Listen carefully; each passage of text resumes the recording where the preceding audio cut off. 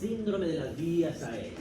¿Qué entienden por síndrome de las vías aéreas? Son los signos y síntomas que afectan la vía aérea, básicamente, sea la alta o la baja. La vía aérea, dentro de lo que se encuentra el sistema bronquial, que es el que manda el aire del exterior hacia los alveolos. Es una región del pulmón donde se realiza la hematosis, el alveolo, ¿no es así? Este sistema de transporte puede ser asiento de diversas enfermedades, cuyas principales manifestaciones clínicas son producidas por la disminución del diámetro, que pueden ser por diferentes mecanismos, tanto de la luz como de la pared. Ahora, ¿qué puede provocar que disminuya la luz de ese bronquio? Eso le va a provocar las sibilancias, lo que son las crisis asmáticas, por ejemplo. ¿Qué puede hacer? Ya, en algunas situaciones, como en el asma, hay una broncoconstricción. Entonces, esa constricción hace que la luz disminuya. ¿Qué tratamiento le van a dar a eso? ¿Algún? Broncodilatador. Pero no es eso lo único que pasa en el asma, por ejemplo. No solamente hay una broncoconstricción, porque el asma, ¿qué se considera? Es una reacción alérgica, ¿no? Donde se liberan los mastocitos, vitamina E. ¿Y eso qué va a provocar? Va a provocar una alteración de la mucosa. Entonces, esa mucosa, ¿qué le va a suceder? Le va a inflamar, como dice su compañera. Al inflamarse, ¿qué está sucediendo con la luz del bronquio? No necesita haber broncoconstricción. No es solo la broncoconstricción. También la inflamación, ¿qué va a hacer con la luz? Va a disminuir más de lo que ya estaba disminuyendo. Y no solamente va a suceder eso. ¿Qué más va a suceder? Esa mucosa inflamada, ¿qué va a hacer? Va a hacer que haya más secreción. Y si hay más secreción, va a disminuir más todavía la luz de ese bronquio. Entonces, ¿qué tratamiento le daría a una crisis asmática? ¿Un broncodilatador será suficiente? No, debemos darle algo para disminuir las secreciones. Por ejemplo, he visto que las nebulizaciones las hacen ¿con qué? Les hacen su salbutamol. El salbutamol, ¿qué efecto va a tener? Es un broncodilatador. Pero también he visto que les ponen el Atroven. Le dicen, aquí le dan a decir Atroven. No es su nombre correcto, es un nombre comercial el Atroven. En realidad es el bromuro de hipatropio. Pero el bromuro de hipatropio, ¿por qué le han puesto el nombre de Atroven de forma comercial? Porque el bromuro de hipatropio es atropina modificada. Han agarrado la atropina, le han cambiado alguna molécula para que haga algo diferente, más eficiente, para que afecte en lo posible solamente a los bronquios. Pero no va a suceder eso. Va a suceder otras cosas más. La atropina, ¿qué efectos tiene sobre el organismo? Lo han llevado en fisiología. ¿Qué hace la atropina del cuerpo? Es un cronótropo positivo. ¿Se acuerdan las propiedades cardíacas del corazón? ¿Cuáles eran? Ya les pregunté la otra vez. Cronotropismo, ionotropismo. Son 5, ¿no? Palmotropismo. ¿Qué más? ¿Cuál es el cronotropismo? A ver, de nuevo, cronotropismo, ionotropismo, dromotropismo, palmotropismo y los medicamentos actúan sobre estas propiedades. Por ejemplo, la atropina es un cronótropo positivo. Entonces, ¿qué va a provocar al paciente? Va a aumentar su frecuencia. O sea, ojo con los pacientes que están muy taquicárdicos, porque con esto. Y el salbutamol es otro cronótropo positivo que se van a potenciar. Pero el salbutamol, ¿qué más hace aparte de ser cronótropo positivo? Algo más hace. Seca las secreciones. Los pacientes que les ponen salbutamol, lo que les ponen atropina, muchas ampollas de atropina, les van a secar todas las secreciones. Y al secar secreciones, ¿qué va a pasar? Va a abrir la luz. Porque ¿cuáles eran los problemas? Uno era la broncoconstricción. ¿Cuál era el otro problema? La mucosa inflamada. El otro problema, que había mucha secreción. Entonces, con eso, ¿qué estamos resolviendo? La broncoconstricción y las secreciones. Entonces, le estamos dando más espacio a la luz de ese bronquio. Ese es el motivo. Ahora, ¿será que usamos solamente Atroven solito? No es muy buena idea. Porque la literatura dice que es un broncodilatador, pero es muy débil, casi no hace nada. Lo que sí hace es potenciar el efecto del salbutamol. ¿Ya? Entonces, eso nos explica cuál es la fisiopatología y por qué escuchamos en nuestro examen físico sibilancias y por qué vamos a encontrar otras cosas más. De ahí avanzamos. El conocimiento anatómico y fisiológico constituye la base para entender las manifestaciones clínicas y los hallazgos del examen físico de los pacientes con compromiso de las vías aéreas. Ahora entendemos que el aire tiene que atravesar nuestra vía aérea a través de la tráquea, los bronquios, para llegar a los alvéolos y ahí producirse la hematosis. Y que hay músculo en esa pared, hay músculo liso en la pared de esos bronquios que puede hacer que se contraiga ese bronquio, disminuyendo la luz de ese bronquio. Y además sabemos que hay una mucosa, y la mucosa, su función es secretar secreciones que pueden hacer que disminuya más aún la luz. El atrapamiento aéreo, porque aquí el problema de las crisis asmáticas en el EPOC es el atrapamiento aéreo. El paciente, cuando está disminuida la luz, el aire puede entrar, porque entra con bastante fuerza, pero le cuesta salir porque hace el efecto de una válvula. Entonces hay un atrapamiento aéreo, y si hay atrapamiento aéreo, ¿qué vamos a encontrar a la inspección de ese paciente? ¿Se acuerdan los síndromes pleuropulmonares? Que encontramos la inspección. ¿Cómo va a estar la expansibilidad de un paciente con una crisis asmática? Disminuye. Pero algunos me dicen, y con justa razón pueden decir, pero ¿cómo va a estar disminuida si hay atrapamiento, si el paciente más bien mete más aire, está aumentada? El razonamiento es correcto, pero pónganse a pensar que no vamos a valorar solamente eso, sino no vamos a valorar cómo sigue la expansibilidad. Si ya está ahí expandido, y no va a disminuir mucho esa expansibilidad, las siguientes, ¿qué les va a pasar? Ya van a ser muy superficiales. En general está disminuido. Entonces, esa hiperinsulación dinámica reduce la capacidad respiratoria porque no está entrando el aire ya, y aumenta la capacidad residual funcional. Hay aire atrapado, básicamente, con lo que empeora la disnea y la tolerancia al ejercicio, porque cuando hacen ejercicio, ¿qué van a necesitar? Necesitan más hemoglobina que lleve oxígeno a los tejidos, y esa hemoglobina tiene que cargarse de oxígeno en algún lugar. Y con esa mala mecánica ventilatoria, pues la hematosis va a disminuir, el paciente no va a tolerar el ejercicio. La resistencia al flujo aéreo es inversamente proporcional al diámetro, por lo que al disminuir el diámetro, disminuye el diámetro de ese bronquio, pues aumenta la resistencia al flujo para que no salga ese flujo de aire. Compromete principalmente la expiración, entonces la expiración se va a alargar. Y tiene un tiempo, tanto la inspiración como la expiración. En este caso, mete aire, pero al botar se va a prolongar en el tiempo, y ahí van a aparecer las sibilancias en la expiración precisamente, y provoca atrapamiento aéreo.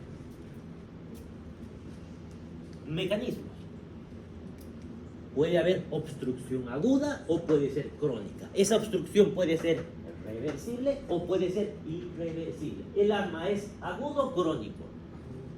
Es agudo las exacerbaciones, pero en realidad, si se ponen a pensar, es una enfermedad crónica que tiene sus agudizaciones. Pero en general considérenlo como que fuera agudo en la mayoría de las ocasiones. ¿Es reversible o es irreversible el asma? Es reversible, tiene que revertirse. Nos costará revertir, tendremos que meter a un paciente a terapia intensiva, lo intubaremos, pero tiene que revertirse. La crisis se tiene que revertir, si no el paciente no va a sobrevivir. Entonces, reversible. El EPOC, ¿es agudo o es crónico? Su nombre nos dice. EPOC es crónico. Ahora, para que quede claro, que el paciente tenga asma de forma ya por el tiempo no significa que tenga su constricción mantenida todo el tiempo. Hace eventos. ¿El EPOC es reversible o es irreversible? Es irreversible. Ya han ocurrido daños en ese parénquima pulmonar que no van a volver a la normalidad. Cuadros infecciosos. A ver, estos pueden obstruir la luz, pero estos también. Cuadros infecciosos como traqueobronquitis aguda. ¿Por qué una traqueobronquitis? ¿Qué es una traqueobronquitis? De la tráquea y de los bronquios. ¿Por qué una traqueobronquitis tendría que producir atrapamiento aéreo?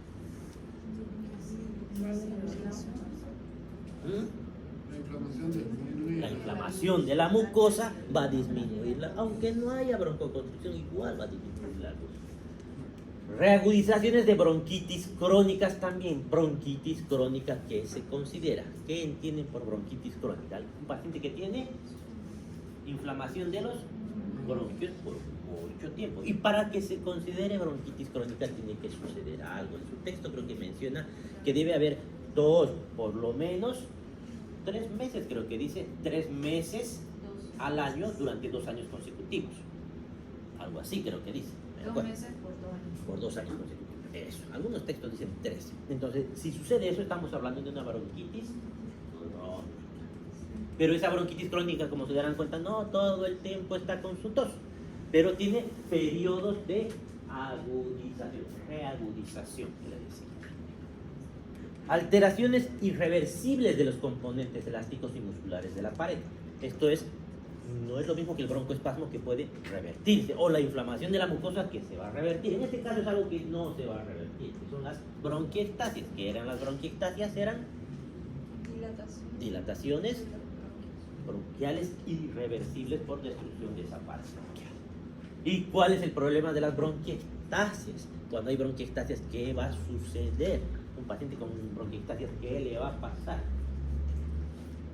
¿Qué hay en esas dilataciones? ¿Qué puede pasar en esas broncodilataciones? Lo hemos dicho la otra vez. ¿Puedes repetir la pregunta? Si tengo bronquiectasias, ¿qué me puede pasar? ¿Es el tema de llegar el aire al alveolo? Pero el alveolo va a pasar el aire porque está dilatado, no está obstruido. ¿Mm? Pero si no, se tiene que contraer el bronquio para que salga el aire. ¿Quién se tiene que contraer? El alveolo. ¿Qué me afecta que tenga bronquiectasias?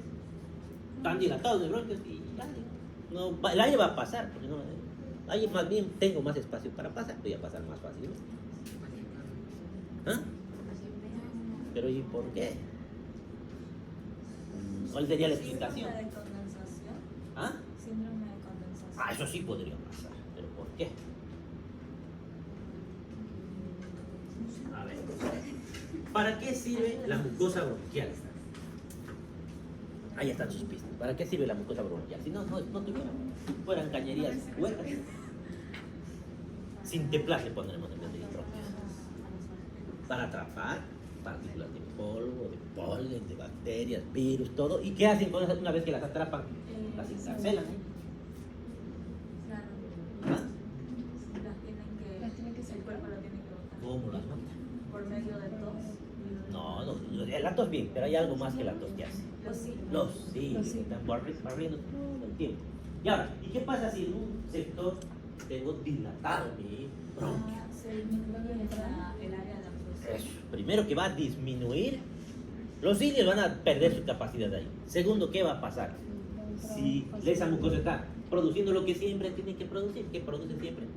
Secreción. Está produciendo. Pero ya no tengo una autopista, ya tengo un lugar ahí, hacinamiento. ¿Qué va a pasar? Se va a acumular secreciones. Y si se acumulan secreciones, ¿qué tenían esas secreciones? ¿Qué cosa quería botar el cuerpo? Bacterias. Y si se están acumulando, ¿qué va a pasar? Se van a sobreinfectar. Si no hay nadie que las bote, ya están felices esperando que pase algo. Bueno, ya que estamos aquí durante los próximos 20 años, pues nos reproduciremos, dicen las bacterias, y empiezan a aumentar. ¿Ya? Entonces, porque estamos hablando años bacterias. Entonces, y eso puede llevar a una condensación, una neumonía. Y generalmente es lo que sucede en los EPOC. Los EPOC que tienen bronquiectasias cada vez se sobreinfectan por este motivo. Y a ellos son los únicos pacientes que podríamos darles atroven para nebulizar, solamente atroven, porque no queremos broncodilatar. Ahora, aquí lo que queremos es secar sus secreciones para que no haya sobreinfección. Síndromes obstructivos, situaciones en las cuales aumenta la resistencia al flujo de las vías aéreas, originando sobrecarga del trabajo de la musculatura respiratoria. Como tengo esa obstrucción y tengo que sacar ese aire, ¿cómo voy a sacar ese aire si está obstruido? Trabajaré más. Tengo algo que no me deja pasar, pues empujaré con más fuerza. ¿Y eso qué me va a representar? ¿Cómo empujo con más fuerza el aire? Voy a hacer trabajar por demás a mis músculos respiratorios. Y esa sobrecarga de trabajo va a provocar fatiga a los pacientes. Esa es la verdadera fatiga que tienen. Y además vamos a ver un paciente con una crisis asmática. Ayer creo que han visto, antes de ayer han visto pacientes que están con tiraje. ¿Qué era el tiraje? Pero está muy bien, pero ¿y cómo ven eso? ¿Qué se ve? Pero eso no me dice mucho, ¿no? ¿Qué es lo que veo? Estoy viendo, esto es tiraje.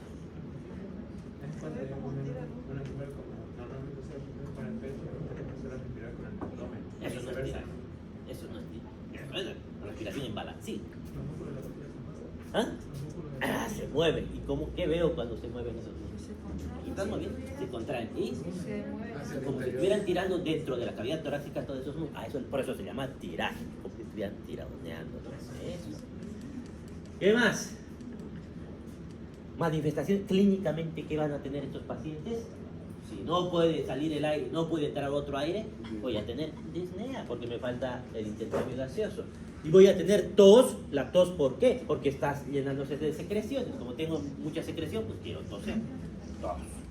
Uso de músculos accesorios, ¿por qué? Y eso ya está ocurriendo porque necesito meter aire. Voy a hacer más trabajo para compensar. El diagnóstico, ¿cuál puede ser? Puede ser obstrucción de las vías aéreas superiores, porque puede ser superior el problema. Puede ser un asma bronquial o puede ser una enfermedad pulmonar obstructiva crónica. Los tres diagnósticos más probables en esta situación. ¿Y qué estudios complementarios le voy a pedir al paciente? Estoy dudando, no sé qué es.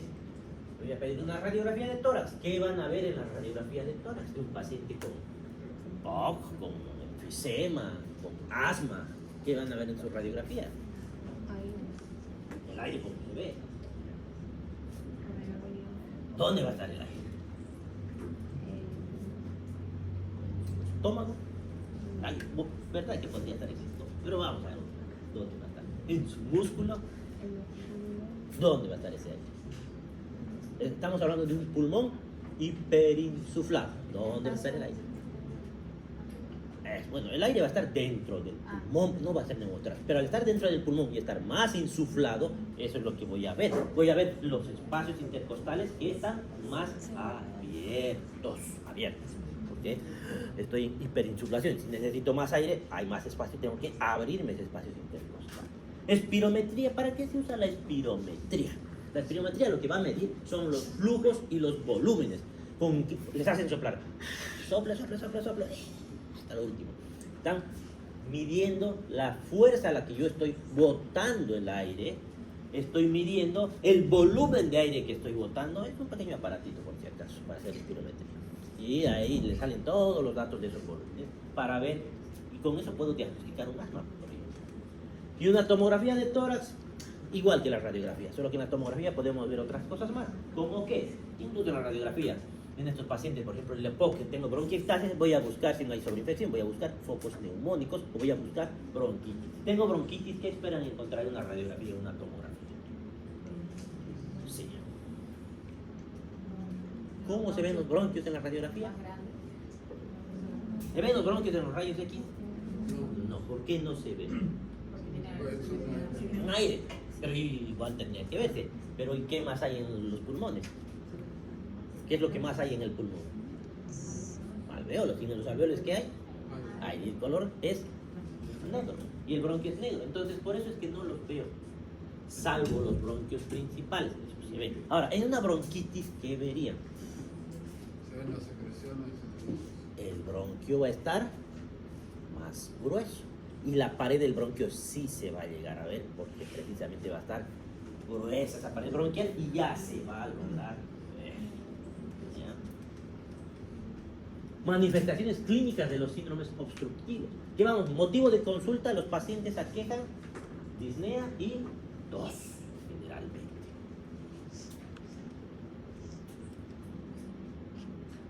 A la inspección que vamos a encontrar, uso de músculos accesorios. Voy a encontrar tiraje, no en todos, pero puedo encontrarme tiraje. Atrapamiento aéreo, eso como vamos a ver, el tórax entonel.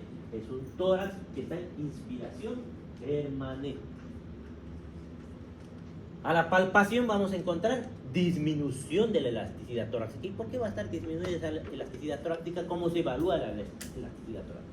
A través de las maniobras de ampliación y amplexación. ¿Y por qué va a estar disminuida esa elasticidad?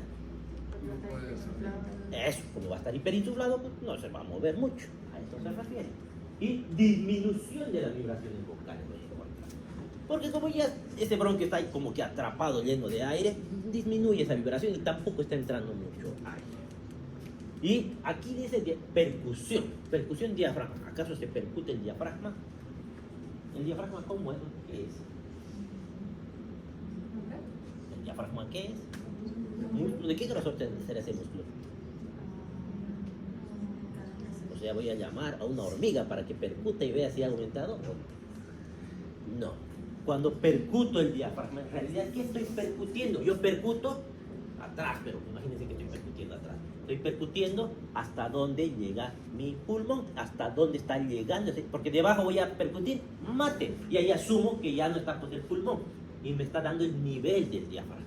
Entonces, si estoy con hiperinsuflación, ese diafragma lo voy a encontrar más abajo. ¿Y cómo sé que es el diafragma? Porque se acaba la sonoridad y comienza la matidez. Así me voy a dar cuenta. Auscultación, prolongación del tiempo expiratorio. La expiración de estos pacientes va a ser más larga. Y voy a encontrar también sibilancias y roncos. Y les dije en la otra clase, no me acuerdo, que también puedo escuchar silencio auscultatorio. ¿Por qué silencio? Si, si está obstruido debería haber sibilancias. ¿Por qué silencio? Deja de sonar, ya no escucho nada. ¿Por qué sonaba la sibilancia? Porque el bronquio está obstruido. ¿Y por qué ya no escucho nada? ¿Por qué creen que ya no se escucha nada? Ya no está entrando nada. ¿Y qué les está diciendo eso? Intuben ese paciente, hagan nada.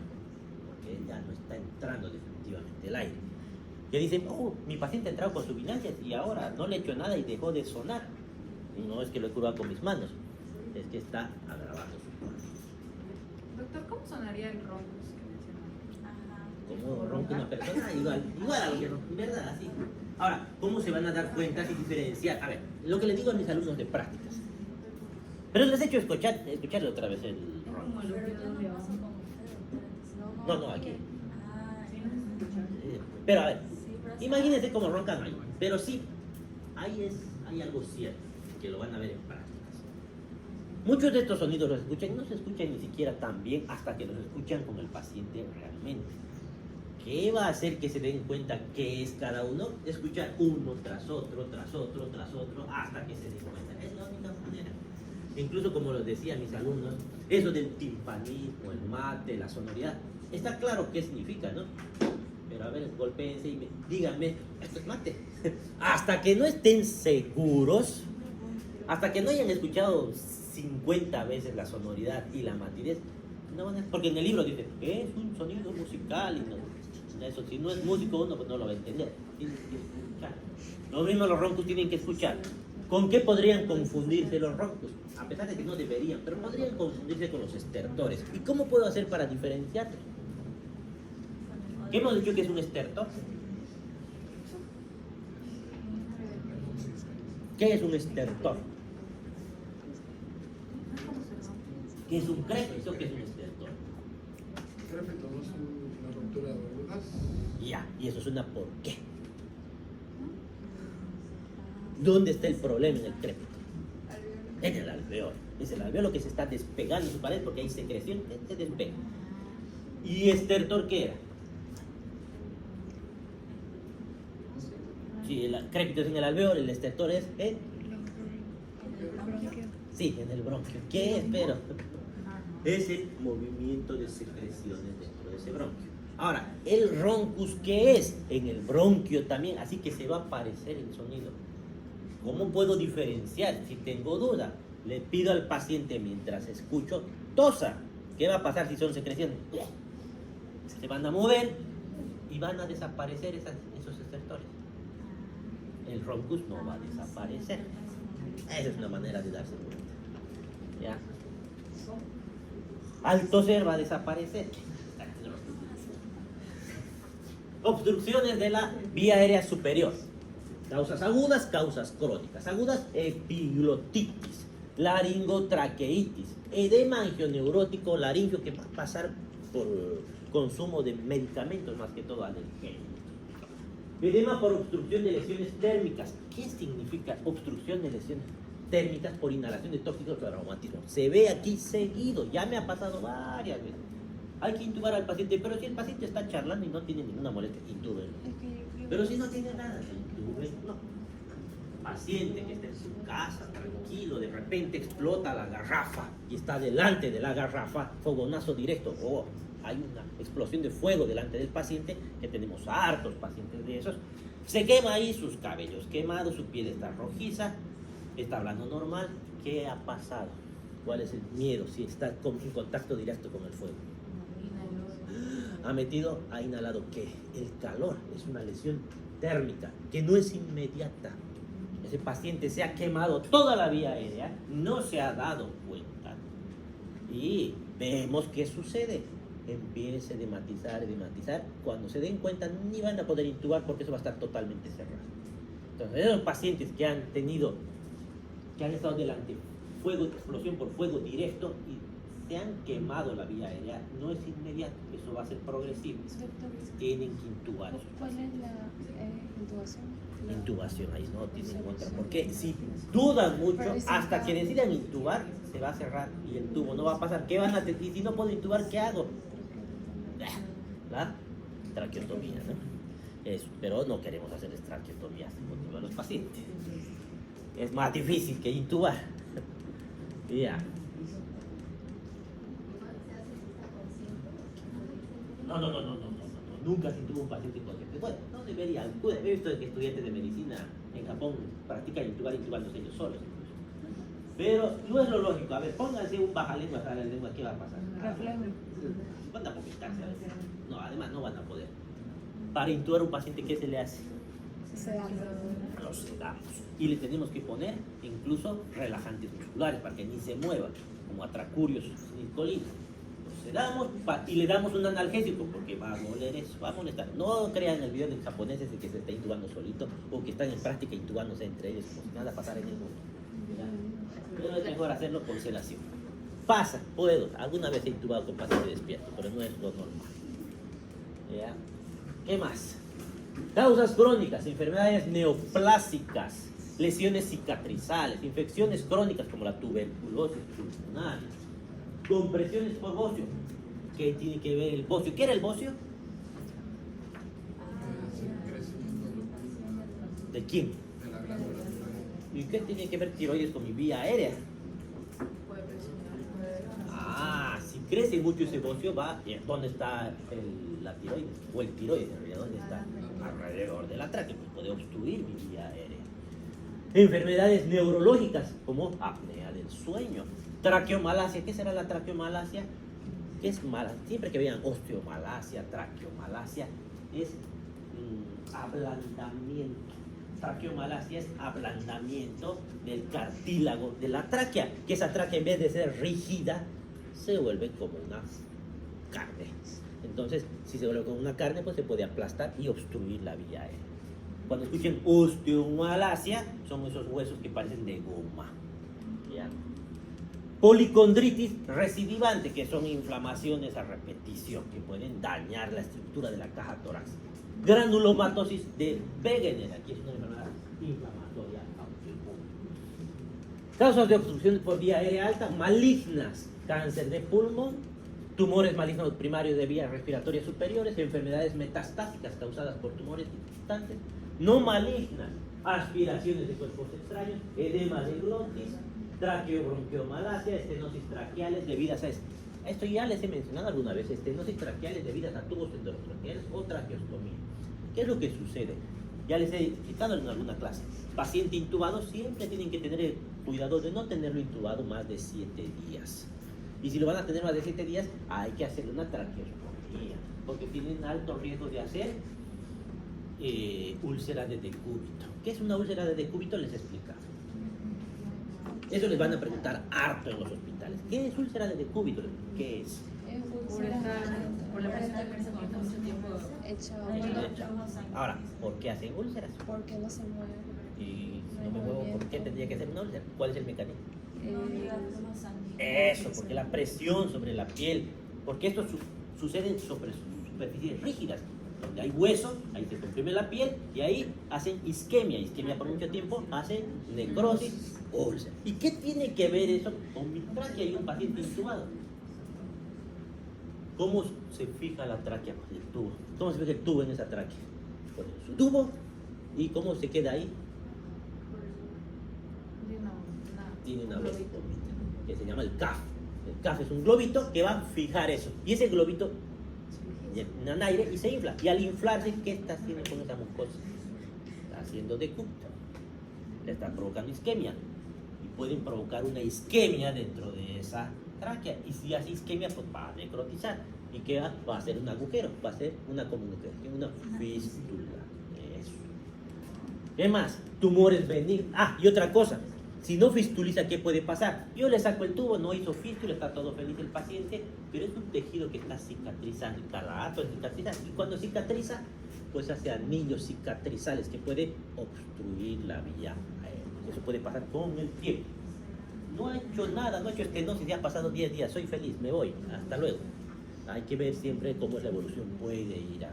Ahora, también hacen esa úlcera de decúbito por un error de muchos médicos. Cuando insuflan ese CAF hay que medir la presión del CAF, porque mientras más presión tenga eso contra la mucosa, más probable que haga esa úlcera de decúbito. Solo que aquí no he visto que tengamos muchos equipos para medir. He visto adaptar de su tensiómetro el manómetro para poner con una jeringa y medir la presión, pero no he visto que traigan los equipos para medir como tal. Tumores benignos, papilomas, amartomas, anillos vasculares, infecciones granulomatosas, entre ellas la más común es la tuberculosis, histoplasmosis, varicoceles, hematomas de vías aéreas debido a traumatismo.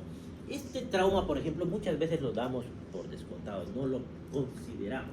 Un paciente que tiene un trauma raquimedular, estaba en su motocicleta, salió disparado con su casco de la motocicleta y tiene lesión de cervical. Ponemos su collarín cervical. Y buscamos en la radiografía que no haya fracturas. No es lo único que se debe buscar. No es la fractura lo único que puede dañar a tu paciente. Muchas veces esa lesión puede provocar un hematoma. Y se ve el hematoma, por si acaso, en la radiografía, de la vía aérea. Y si tengo un hematoma, esta es mi tráquea, esta es mi vértebra. Y aquí hay una lesión, aquí se produce el hematoma, eventualmente va a empujar mi tráquea y me puede obstruir vía aérea. Ese es el mecanismo, porque los hematomas pueden producir obstrucción de la vía aérea. La obstrucción de la vía aérea alta es una afección potencialmente mortal, porque si se obstruye el paciente, ¿qué no va a poder hacer? Respirar, y si no respira, se va a morir. Eso va a suceder. Por esta razón, su reconocimiento clínico precoz es de fundamental importancia para implementar las medidas terapéuticas oportunas. Se caracteriza por una tríada típica de bradipnea inspiratoria con tiraje y ocornaje o estridor, el famoso estridor laringio que escucho en vía aérea superior. Pasamos al asma bronquial. Enfermedad inflamatoria crónica con base genética caracterizada por presencia de eosinófilos, linfocitos T, mastocitos y una hiperreactividad bronquial, ya lo hemos mencionado. Vamos a encontrar una disnea similar.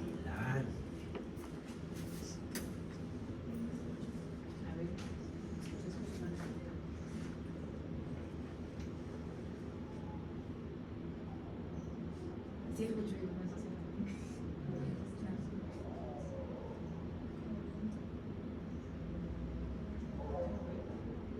La disnea similar.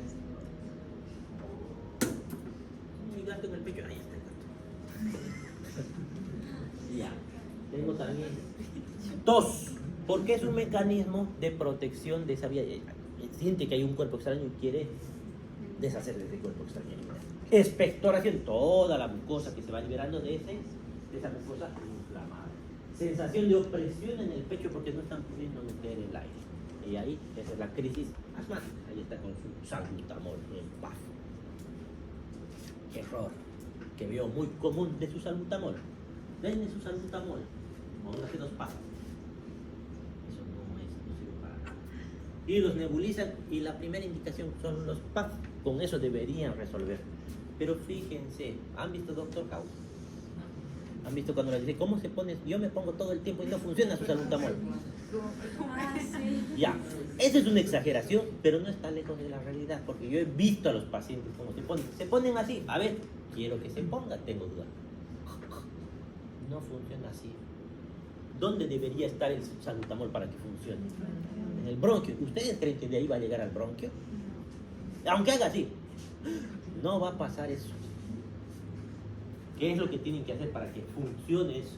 Díganle al paciente, enséñenle. Primero, meta todo el aire que pueda. Le diga, a pesar de que ya está medio obstruido, mete todo. Y así metió todo, espere. Ahora bote todo hasta lo último. Bote todo. Ya, ahora vamos a repetir. Le dice, ahora la próxima, cuando bote todo 2 veces y meten de golpe hasta el fondo lo más que puedan y aguantan. Y ahí le hacen botar y le muestran. A ver, quiero ver. Boten. Una vez que boten, hacen el PAP 2 veces.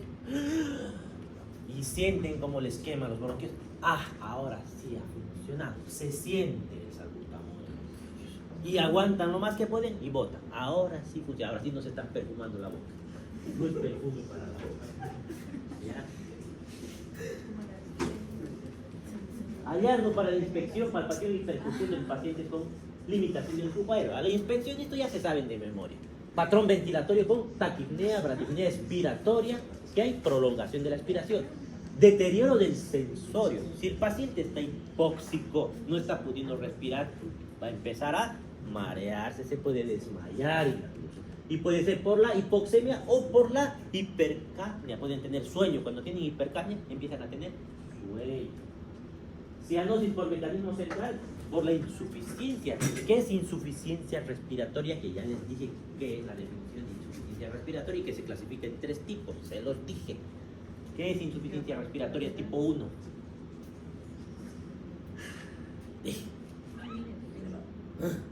Disminución de la PO2 debajo de 60. Hablo con la pared. ¿Qué es insuficiencia respiratoria tipo 2? Si el tipo 1 era disminución del PO2, la tipo 2 sería aumento del PO2. No, ¿qué sería?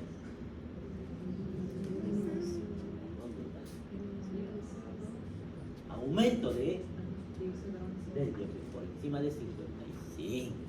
Y mixta tipo 3, ¿qué sería? Las dos cosas. Eso se van a encontrar. Eso es insuficiencia respiratoria. Un paciente así no es insuficiencia respiratoria hasta que no vean en su gasometría. Mientras no vean en la gasometría, no consideran. Van a considerar distrés respiratorio, lo que quieran, pero no insuficiencia respiratoria. Vean su gasometría.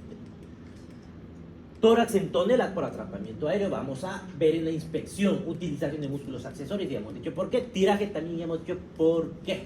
Succiona, dice en el libro. No la palabra de tira, succiona. Lo mismo.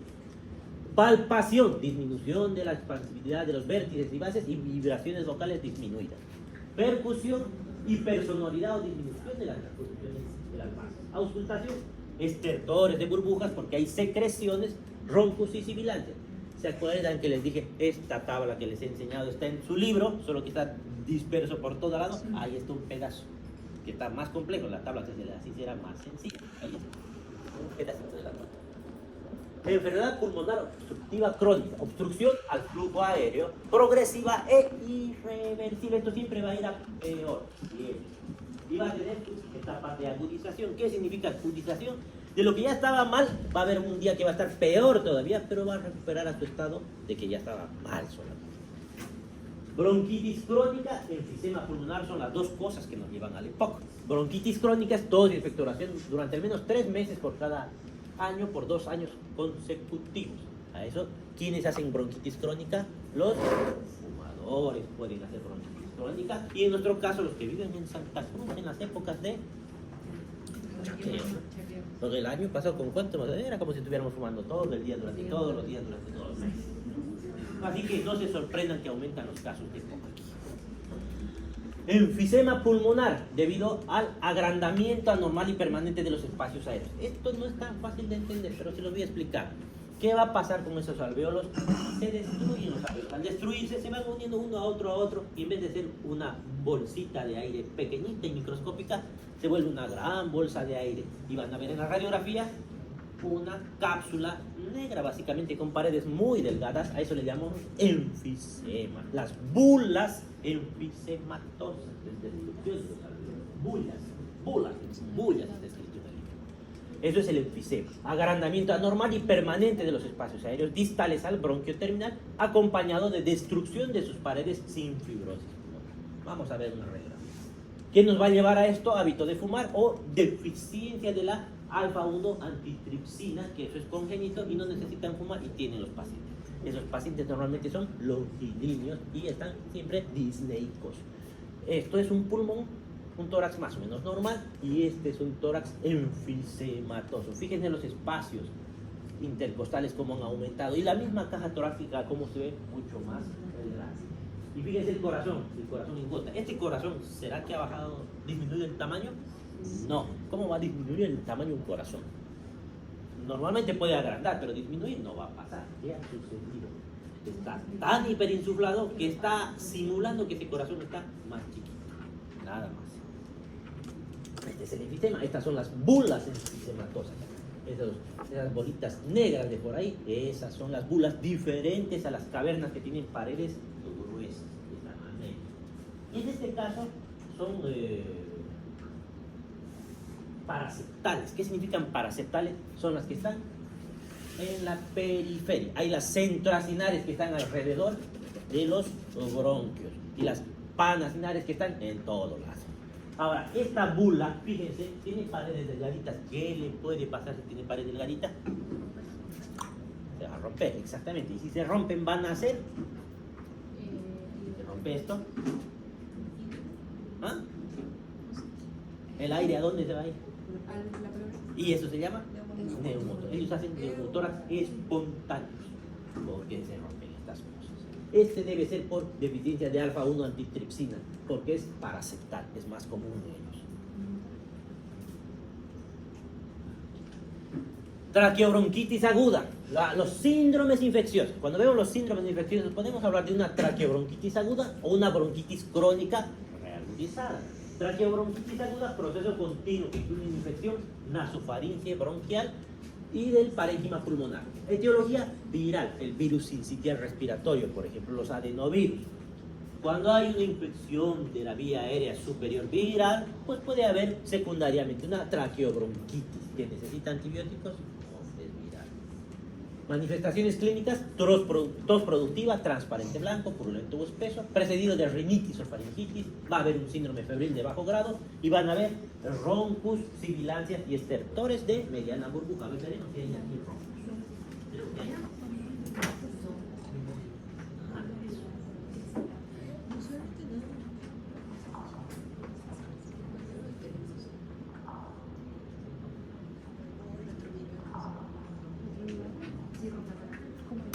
Ahí está.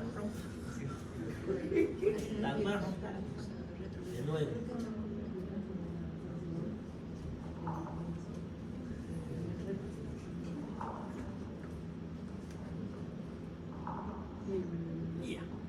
¿Eso es ronco o es Roncos. Es ronco. Es que el otro sonaba como un oso o rugido de león. También, estaba mejor grabado seguramente. Bronquitis crónica reagudizada. Aumento de la disnea, tos con cambios en la expectoración y aumento de la obstrucción de la vía aérea. Es un paciente que ya tiene su bronquitis crónica, pero por algún motivo ha reagudizado, generalmente secundario a infecciones virales o bacterianas. En este caso es más probable que puedan ser también bacterianas. Manifestaciones clínicas igual tienen tos, disnea, cianosis. Complicaciones. Estos pacientes pueden ir al proceso neumónico. Diagnóstico a través de estudios complementarios como una radiografía o una tomografía. Tratamiento según la causa, si es viral, solamente tratamiento sintomático, si es bacteriano, pues antibióticos serán. Bronquiectasia, digamos, dilatación anormal y permanente localizada en el árbol bronquial, producida por la alteración irreversible de los componentes elásticos de la mucosa de la faringe. Ya hemos dicho, ya sabemos. ¿Cuál es la causa? Generalmente son los que fuman bastante o secundario a infecciones como la coqueluche, como la tuberculosis, pueden llegar a tener bronquiectasias. Manifestaciones clínicas, tos, y aquí como estamos diciendo que hay un montón de secreción acumulada en esa bronquiectasia, cuando tosen generalmente es una expectoración purulenta porque suele sobreinfectarse. Pueden tener también hemoptisis en el 50% de las situaciones. Diagnóstico a través de tomografía o radiografía.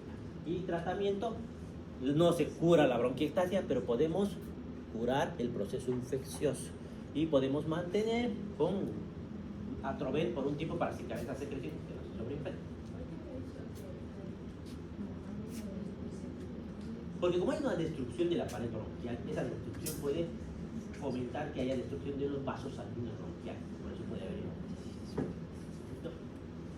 A ver, aquí se ven miren, esa bronquiectasia está dilatada. Solo que en la radiografía no se ve también. Ahí justo en las flechitas se ve la pared del bronquio, que aquí no debería verse el bronquio.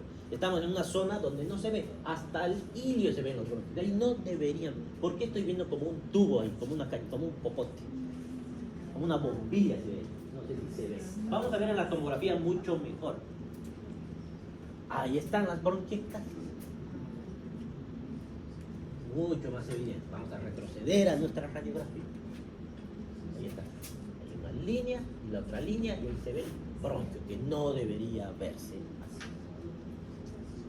Bronquiectasias. A ver cuál está sobreinfectada de estas. Aquí hay secreciones porque hay un nivel hidroaéreo. Están libres. Esta está sobreinfectada, está tosiendo bastante. Y esta está totalmente tapada, llena de secreciones. Listo, voilà. Vamos al siguiente.